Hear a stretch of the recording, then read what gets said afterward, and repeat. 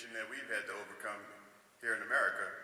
And in spite of all those obstacles, he actually got his degree from Harvard University, and a graduate degree. And now he provides his housing expertise all across the world, in the Arabian Gulf countries, in Central Asia, in China and South Africa. And we're also happy to have him in New Orleans also, where he was the director of a Salvation Army program called EnviroNew that actually created opportunities for low and moderate income folks to actually achieve home ownership and to live in high performance homes that help them in long-term home ownership sustainability. Lindsay.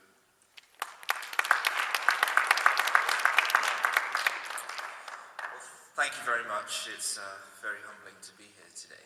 And if you give me a few minutes, I'm going to take you through a model that we've built down in New Orleans. And we've been very pleased to be invited here today to share it with you, because it's a model which really starts to speak to not only the long-run problems that we're experiencing down in New Orleans, but also across the nation. And with Cicero and Paul and many others amongst you, in fact, we've started to look at how we can be part of this, the solutions package. Could we start with the first slide, please?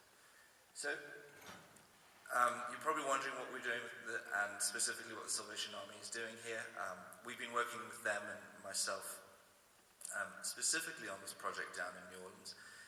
They're a massive organization. Some people don't realize that they're a $1 billion charitable organization. They're present in over 120 plus countries.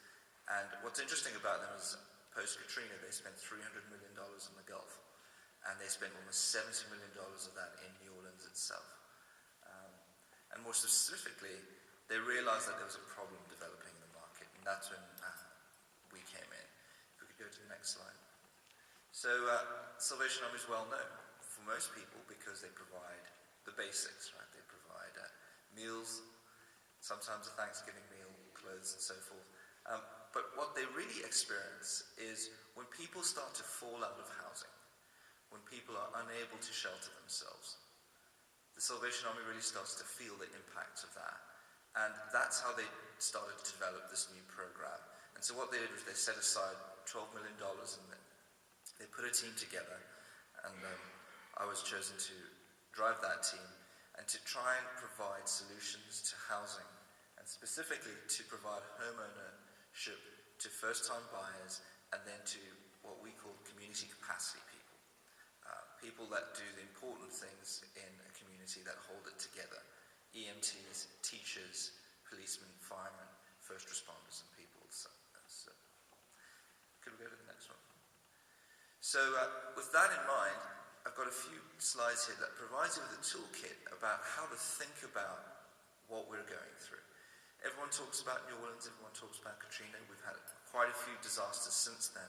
And what we've started to do is characterize them as fast disasters, right? What happens is, if you look at the trend line on the left side, think of that as your quality of life. And ideally, most cities, most towns, most neighborhoods are on an upward trend line. Their quality of life is improving incrementally every year. And then something happens, whether it's an earthquake or a hurricane or tornado. There's this immediate impact on that quality of life. And the belief is that you can then rebuild yourself out of that. And the idea is always that you can rebuild yourself at the same speed. And so that line would then be parallel to the one preceding the event. Well, that's not always the case. And the other thing that we're starting to talk about is there's in fact an opportunity that occurs.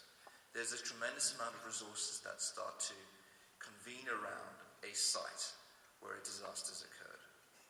And there's actually an opportunity to try and capture that energy and that passion, and to in fact improve one's lot. Could we try the next slide? This is what we call a slow disaster, and we're experiencing that in many cities across the country. And this is really what the foreclosure crisis actually starts to look like. But the question is, at some point, you want to get off that trajectory. And if we go to the next slide, that is where some things are incredibly awful. What in fact occurs, and this is a case that we saw in New Orleans, right, is that they were already on a downward trajectory. And what happened is that event just sped everything up. And the question that we've got to ask ourselves is today is, where do we sit between the fast and slow disasters? And where do our cities and our neighborhoods and our households, in fact, lie with regards to this very simple model of a combined condition? That slow downward trajectory, at what stage do you fall off the cliff? Well, there's a question that you want to ask yourself and that is, how do we get some solutions together to in fact change that trajectory? And that's really what the green line represents. There's a strategic opportunity that comes at hand, and that's some of the things that Paul was starting to mention. Go to the next one. This is a model that we've been developing. Harvard Kennedy School of Government's been working hard on it. We adopted it in the Salvation Army project. And this is a good indication of how that model that I showed you beforehand actually starts to occur. So on the left side, you've got a neighborhood in New Orleans. Part of the neighborhood came back, but part of it didn't. The green is where things are pretty good. And those are the tracts where things have returned. The red, however, represents parts which are going into foreclosure and blight. And what you'll notice about that is the clustering that occurs. And what in fact happens, and everybody knows about Malcolm Gladwell and the tipping point phenomenon, but it's a bigger thing. It's more than just a book. It's a well-known economic analysis tool. What you start to see is that investing $1 in the green part of your neighborhood has tremendous impact, but in the red part doesn't help as much. And that's how you end up with that S-curve. And this is an important piece to really advance to the next slide, which starts to talk about what happens after a disaster. And in fact, after disasters, the green slope indicates where you'd like to be, your optimum community welfare, the optimum quality of life. But what happens is, after a disaster, there's that decline. And as we've seen, and we know from the data points, and this is one of the things that we've been working with, is at the bottom we've got the funding trend. And after a disaster, you see this rushing of emergency dollars into a community, into a city to try and help. And then over time, those disaster dollars available start to reduce as the next disaster occurs and people's attention is changed. Or as simply the case is, after 2 or 3 years, you've had your chance, we need to move on now. And so what in fact happens is, you never get back onto that trajectory that you thought you were before. And that's something that we need to keep in mind today, is how do we get out of that trajectory? So if we go to the next slide, we've started to talk about providing long-term recovery dollars after a fast disaster much earlier on in the process, instead of waiting till year 3 or 4. In fact, stepping in year 2. And what we've started to do is develop the model, and what you see there is that if you start to think and plan for long-term solutions earlier on in the process, and you actually allocate human resources, thinking power, horsepower, as well as dollars to that process, you can in fact start to jump the gap. But we'd actually want to be a lot more ambitious than that. And so if we progress to that next slide, this is really what you want to do. And within the Salvation Army, within the disaster response, we've started to talk about the idea of, in fact, developing a specific long-term recovery vehicle which is separate to the emergency responses. Because what you want to do is engage people after a disaster. You want to help them recover, but you at the same time want to say to them, how do you want your community to look in 5 years from now? Because the things that we're going to do in order to aim for that have to be different from what we're doing just to get you back in your house, just to clothe your family, just to make sure that you're well fed. It's about long-term planning as well as short-term planning. And that's really how we find ourselves here in this room today. It's about trying to understand what can we do to make sure that our community that's just been through a tremendous event and is still going through that, we need to start talking about long-term solutions as well as the rescue packages in the short run. Go to the next slide. This is really where it culminates, and this is something that Paul and Cicero know we all agree on, is the triple bottom line has become a very popular way of thinking about community welfare. The economics are very, very important. And environmental is increasingly an issue that people want to discuss and devote time to. We're talking about clean energy, economies, etc., etc.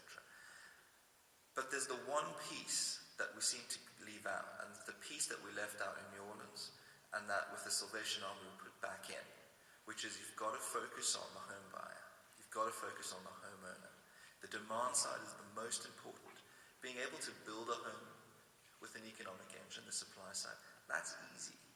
You can build any kind of home today. You can build them from, and I'm from South Africa, you can build homes from mud through to the most sophisticated technologies. And frankly, after disasters, we see those contractors and supply side arrive at the site.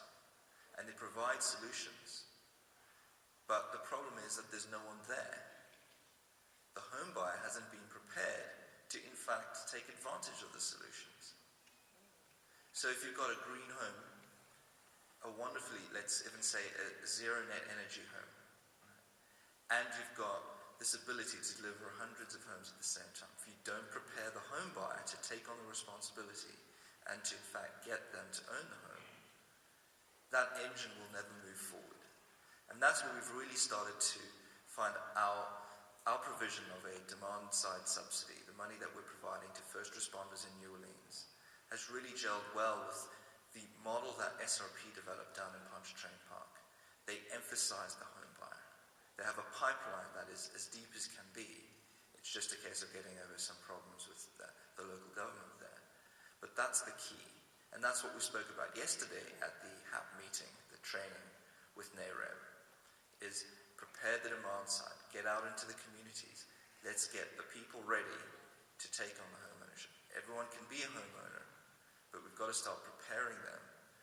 And then we can start to drive the kinds of solutions. And part of that preparation comes down to saying, where do you want to be in 5 years? It's about that long-term planning. It's about figuring out what your optimum solution is and your optimum welfare. And so I think, next slide. I think that's it for me. So thank you very much, and I just wanted to share those insights with you. We've been developing them with many groups, specifically Harvard Kennedy School, but we've in fact got a number of big corporations that have been participating with us in understanding this model, and we hope to take it forward and really start to focus on the people. That social piece is the piece we need to put back in again into the home owning equation.